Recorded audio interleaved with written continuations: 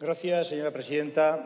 Señoras y señores diputados, cuando en octubre de 1977 en esta Cámara se debatió y se aprobó la Ley de Amnistía, el deseo y objetivo de muchos grupos que la apoyaron, entre ellos el Grupo Parlamentario Vasco, su objetivo era, y cito textualmente las palabras del ponente Xabier Arzallus, que ningún vasco, y cuando digo ningún vasco podría haber dicho cualquier otro, ningún vasco quedara en la cárcel o en el exilio.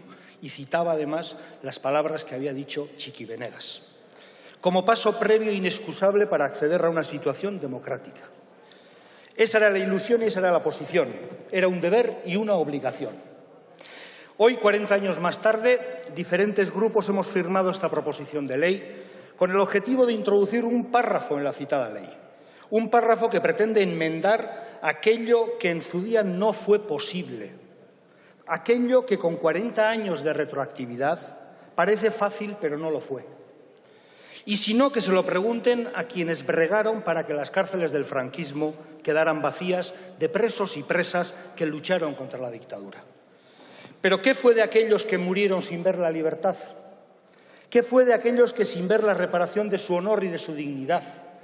¿Qué fue de aquellos que vieron sus vidas arruinadas por pensar diferente y que padecieron el doble castigo de la represión y del silencio? Aquellos que lucharon por anhelar la libertad, por defender los derechos humanos, por reivindicar la pertenencia a un pueblo. Pero, señorías, ¿qué fue también de aquellos que cometieron asesinatos, tortura y violaciones de derechos humanos con la impunidad que les daba la legalidad vigente y el Estado? Sí, señorías, el Estado. Un Estado dictatorial y franquista, pero Estado. Las autoridades eran de entonces, pero el Estado era este. ¿Qué fue de quienes exaltaron los principios de libertad y prensa, reunión y pensamiento y respondieron con violencia y represión? Pues que quedaron en la impunidad.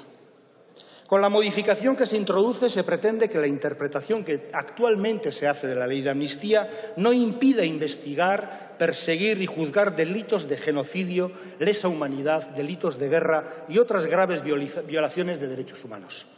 Tal y como se dice en el preámbulo de esta proposición de ley, las interpretaciones que se han hecho de la Ley de Amnistía han introducido elementos y medidas que no pretenden única y exclusivamente acabar con las consecuencias penales de un hecho, sino que están dirigidas a eliminar su propio carácter criminal, de tal suerte que, conforme a dicha interpretación, lo que se trata de impedir no es solo la sanción en sí misma, sino la propia investigación y enjuiciamiento sobre ese hecho o hechos, crímenes que en suma se dice que no deberían de perseguirse.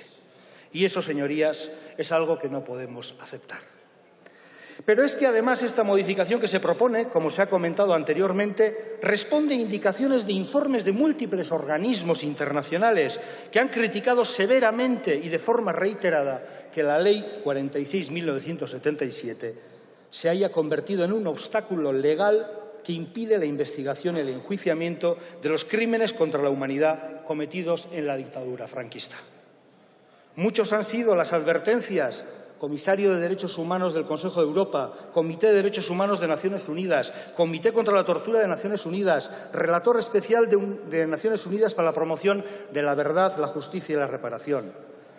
Pero en este Estado se han hecho caso omiso a esta serie de advertencias muchas veces. Advertencias relacionadas con los derechos humanos siempre, la última la semana pasada.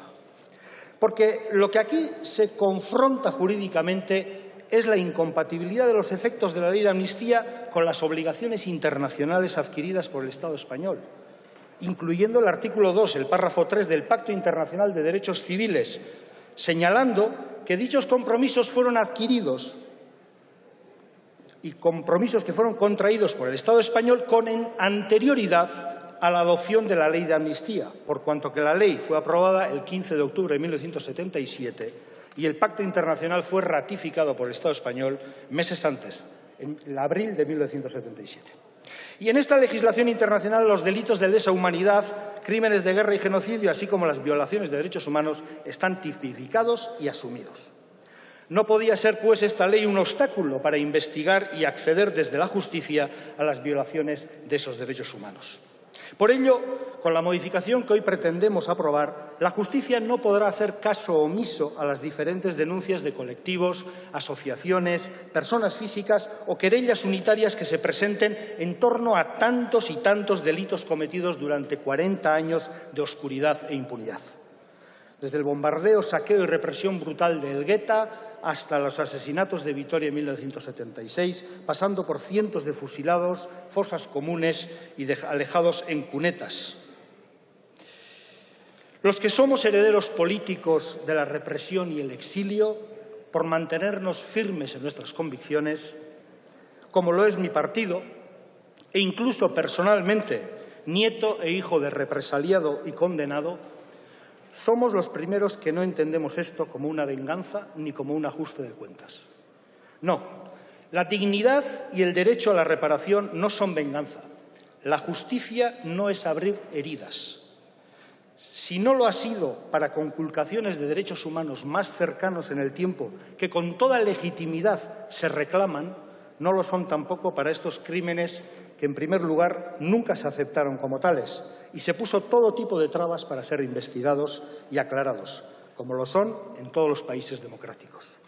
No cabe decir que la amnistía liberó a todos los que pensaban de diferente manera, porque los delitos que aquí citamos y deseamos que sean investigados y esclarecidos no son por pensar diferente. No, no. Se cometieron desde la impunidad y el poder.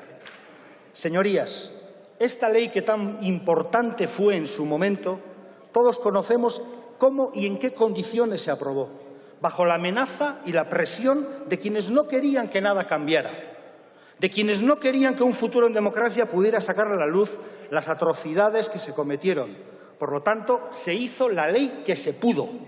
Y el ejemplo más claro lo tuvimos 4 años más tarde, con un intento de golpe de Estado que aquí mismo pretendía que volviéramos a esa oscura época pasada.